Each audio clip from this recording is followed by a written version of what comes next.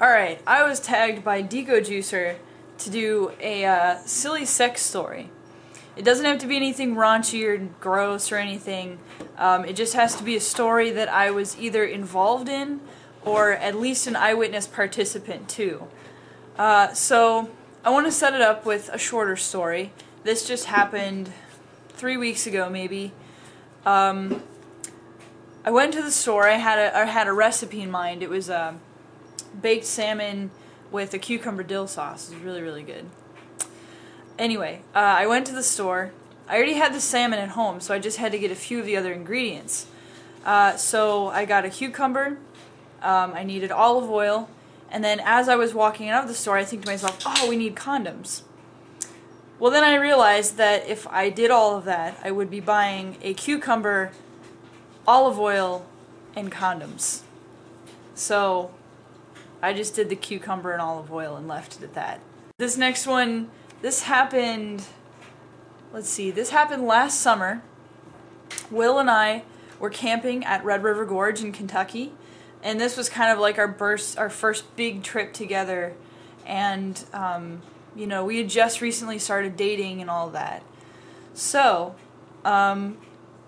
we pitch our tent, we go hiking, we did like 12 or 15 miles.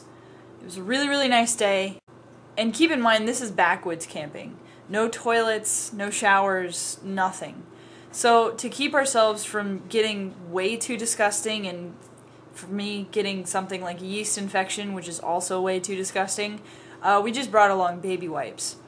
So the second day, we did it was about 6 or 7 miles, and then it started to rain, and it started to rain pretty hard, so we were just like, fuck this, let's go back to the tent, let's see if it quits.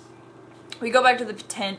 Well, there's really nothing else to do when you're camping, and when it's kind of dark outside, dark enough that you don't want to read a book, but have sex.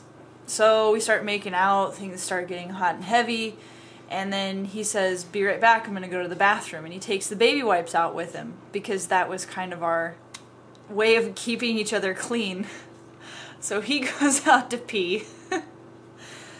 I'm laying in the tent, completely naked, and the next thing that I hear is, honey, do I have a mole on my dick? And my reply is, yeah, because now you all know something about Will. He does have a mole on his penis. And he goes, look at this.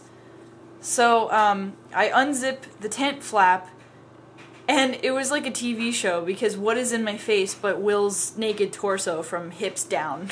So I looked. Sure enough, there's a goddamn tick right on the head of his penis. I flipped out. He flipped out, obviously. And mostly it just culminated in him kind of pacing around for a bit going, oh my god. Oh my god. What do I do? What the fuck do I do? He throws a shirt on, and we walk to the car, which is about 100 yards away. Luckily there's nobody around. We both walk to the car.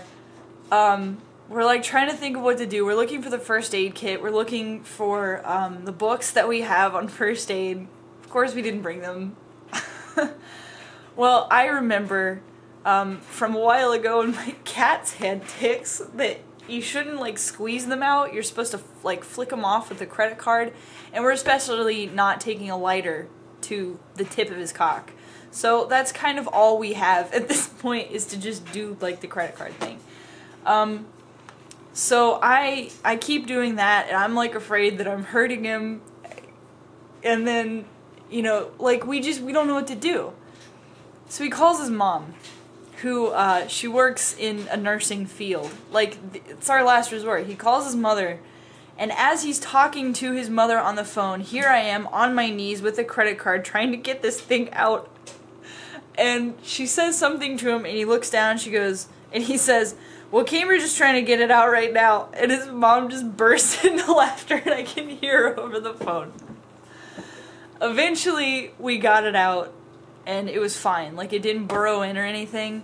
But needless to say that it caused us to pack our shit up right then and there and go get a hotel room, no matter how expensive it was. I guess I have to tag somebody, but I don't really know who to tag either. I will take John the Other. He seems like he's probably got some pretty good stories. Well, I would tag Variablast, but since his fucking account has been suspended, I guess I won't be tagging him. Who else? And, oh, Mike Sinner69. I'll tag him because he works in the sex industry, so he's gotta have some good stories. I'll just tag you two for right now.